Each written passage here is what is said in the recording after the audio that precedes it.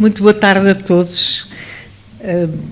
Permitam-me que saúde, em primeiro lugar, e agradeça a presença do Sr. Presidente da República, professor Marcelo Rebelo de Sousa, e que lhe agradeça não só a sua presença aqui, mas todo o seu apoio entusiástico, logo no primeiro dia em que fui apresentar cumprimentos, depois de ter tomado posse como Presidente do CNE na Assembleia da República, que lhe contei alguns projetos que tinha, e designadamente este, e se mostrou logo extremamente empenhado em me apoiar nesta questão de como é que a educação pode enfrentar os desafios de um futuro imprevisível. E ofereceu-se logo para envolver a Presidência da República nesta iniciativa do CNE e apoiar com o seu entusiasmo conhecido. Gostaria de agradecer muito também a presença do Sr. Presidente da Assembleia da República, Dr. Eduardo Ferro Rodrigues, alguém que muito prezo e estimo, uma presença serena e um apoio constante ao longo dos anos.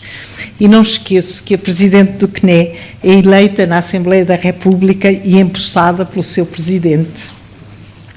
Agradeço imenso também, naturalmente, à Sra. Presidente do Conselho de Administração da Fundação Carlos de Gulbenkian, doutora Isabel Mota, não só como responsável máxima de uma instituição à qual todos tanto devemos, e eu certamente muito devo, porque fui sua bolseira no final dos anos 60, calculo, mas também pela sua simpatia pessoal e pelo radioso acolhimento que nos fez. E agradeço muito a todos os oradores, claro está, a todos os participantes, a todos vós e a todos os oradores.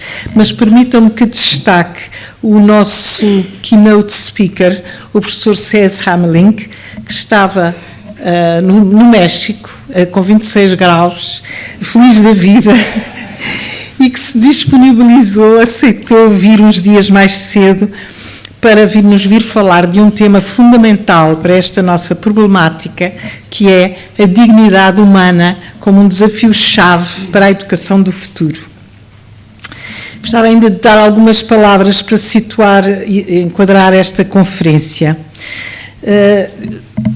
Historiando um bocadinho, quando cheguei ao CNE, propus a criação de uma 6ª comissão especializada permanente, a que demos o nome de Desafios do Futuro, para garantir que esta problemática estava presente e atravessaria as preocupações e a perspectiva do CNE ao longo do meu mandato.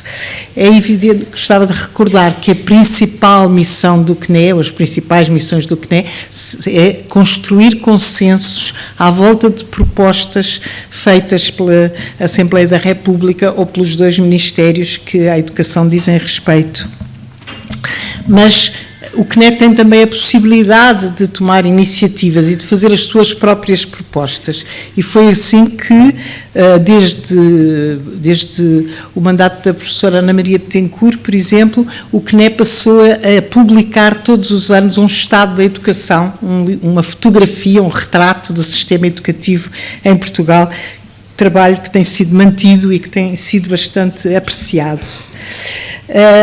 Neste caso, convidei, portanto, quis deixar também esta preocupação, além das outras funções do CNE, e convidei para coordenar esta comissão uma personalidade por todos reconhecida, que consegue combinar, como ninguém, um espírito amplo e visionário com um sentido pragmático das realidades, o conselheiro João Cravinho, a quem agradeço também a generosidade com que aceitou fazer a ponte entre os desafios científicos e tecnológicos e as possíveis respostas educativas. Eu espero que esta conferência seja a primeira de várias outras, que tratem outros temas também pertinentes como desafios do futuro à educação. É o caso da que estamos já a planear para maio, com o Instituto do Ambiente e do Desenvolvimento Sustentável, sobre justamente as alterações climáticas, as oportunidades e os desafios da exploração do mar, ou sobre o desenvolvimento do interior. E outros seminários certamente seguirão. Outro que temos em vista também é sobre o apetrechamento tecnológico das escolas e a utilização que lhes pode ser dada. O objetivo, e era isso que eu gostava um bocadinho de explicar, não é tanto chegar a soluções, tanto melhor se chegarmos a respostas e a soluções, mas é mais criar um espaço de reflexão e de livre debate em que os problemas possam ser encarados, sopesados, debatidos, bem como as diferentes respostas educativas.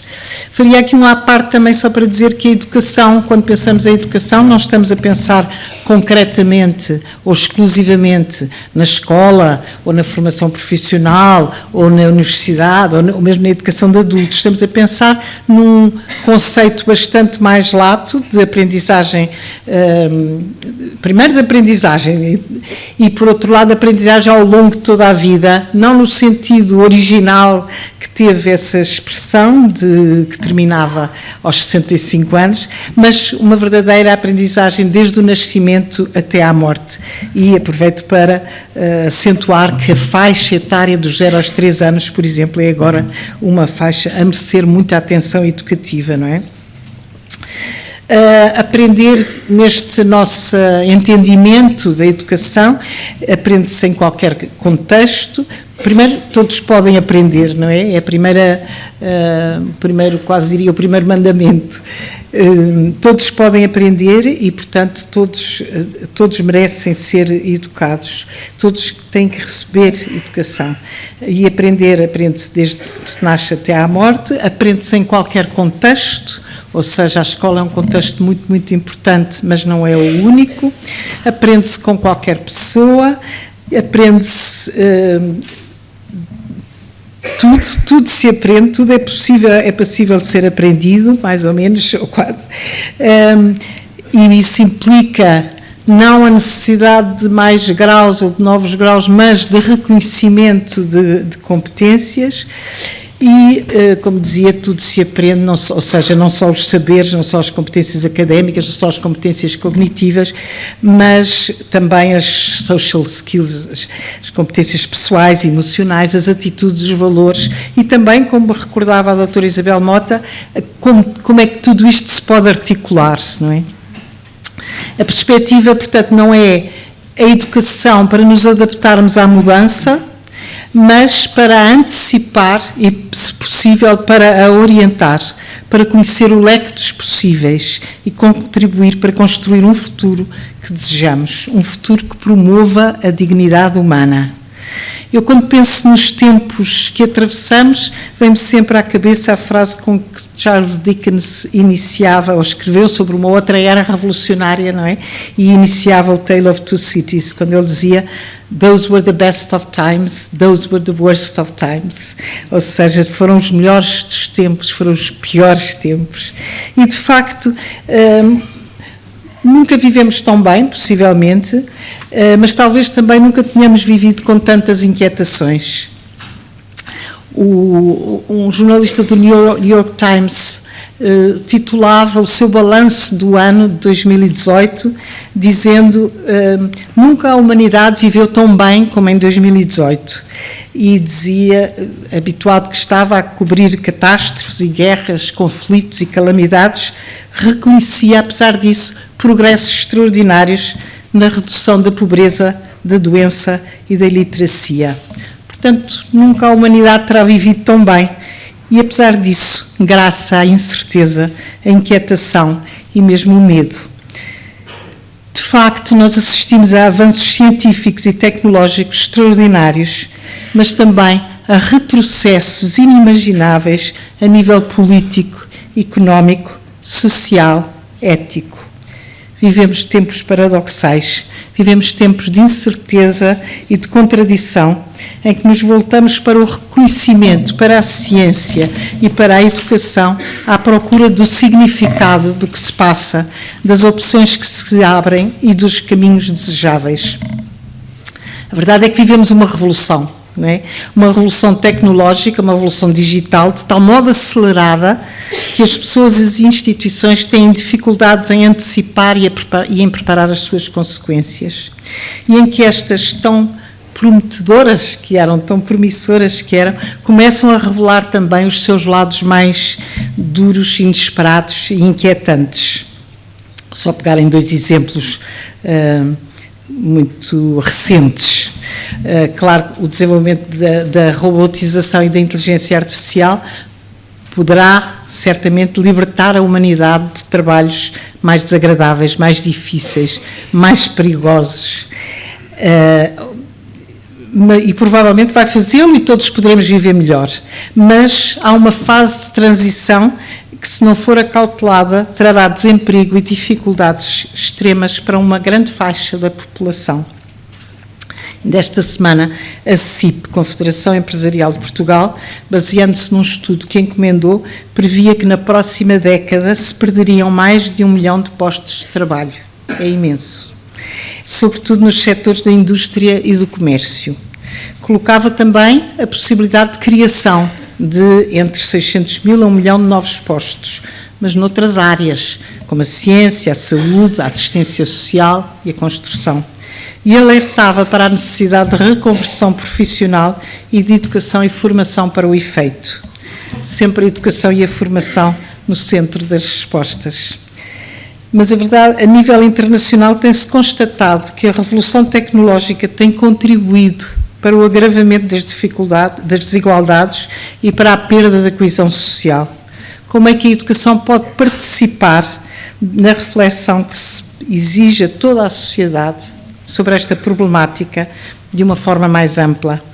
A reconversão profissional é necessária, sim senhor, mas o papel da educação não é só esse, é também compreender o que se passa e formar pessoas que queiram e saibam escolher caminhos mais justos e solidários.